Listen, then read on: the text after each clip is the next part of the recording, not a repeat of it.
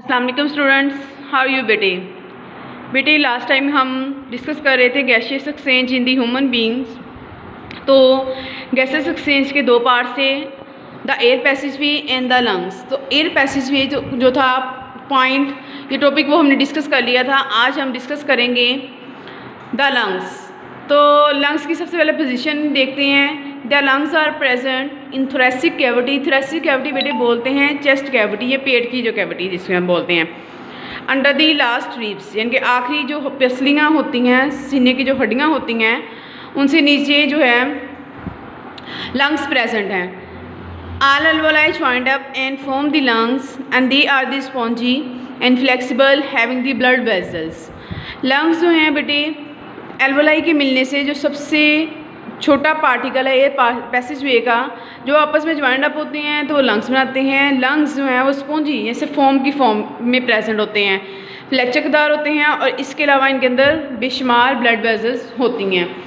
उसके बाद बेटे प्लूरल मेम्ब्रेन, जैसे कि हर ऑर्गेनेली को, हर एक ऑर्गन सिस्टम को किसी चीज़ ने प्रोटेक्ट किया होता है। Similarly lungs are also protected by a covering membrane which is known as the pleural membrane.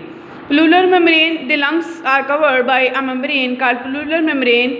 और मेम्ब्रेन, ये दो मेम्ब्रेन्स की लेयर्स होती हैं, इन दोनों के दरमियान बेटे एक फ्लूइड लाइक लिक्विड प्रेजेंट होता है, and this fluid is known as the pleural fluid which provide lubrication to the lungs.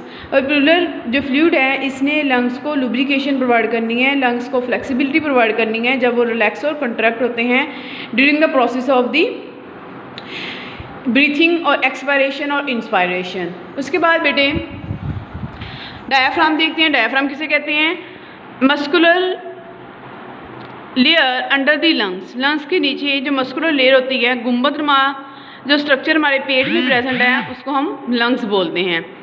उसके बाद बेटे ब्रीथिंग का आपका प्रोसेस स्टार्ट हो रहा है। Breathing mainly consist of two types, expiration और inspiration.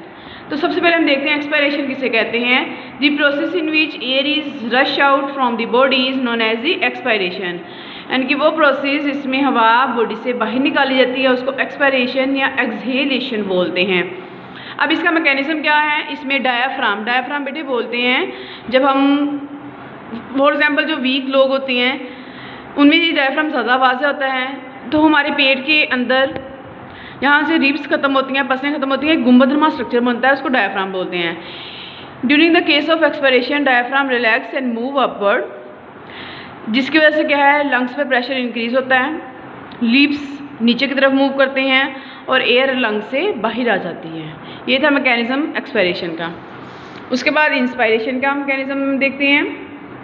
The movement of the air inside the body is known as the inspiration या inhalation. Mechanism is opposite to the expiration. Ribs muscle contract, move upward. इसमें contract होंगे, ऊपर की तरफ उठेंगे। Diaphragm contract होगा, नीचे की तरफ जाएगा। प्रेशर लंग्स पर या इनसाइड रिड्यूसेस होगा। Lungs become relax, lungs relax हो जाएंगे, जिसकी वजह से इनके लंग्स फैलेंगे और हवा बाहर से अंदर की तरफ मूव करेगी। ये था बेटा प्रोसेस इंस्पायरेशन का। इंस्पायरेशन और एक्सपायरेशन के नीचे छोटा सा एक पैराग्राफ दिया हुआ है जिसमें ह्यूमन बींग्स का ब्रीथिंग रेट बताया हुआ है कि नॉर्मल पर मिनट में ह्यूमन बींग्स कितना ब्रीथ करते हैं, और ड्यूरिंग हैवी फिजिकल एक्टिविटी और एक्सरसाइज ब्रीथिंग रेट कितना बढ़ जाता है और क्यों बढ़ता है, और कौन से एसिड बॉडी में प्रोड्यूस होते हैं, इसके बारे में बेटे बताया गया है। तो वो पैराग्राफ आपने एज असाइनमेंट खुद से रीड करना है। उसमें अगर किसी भी किस्म की आपने प्रॉब्लम हुई और इसके अलावा लेक्चर में कोई प्रॉब्लम हुई तो आपने लेक्चर के एंड पर आपने कमेंट्स के थ्रू हमसे वो डिस्कस कर लेना है। अल्लाह हाफिज़।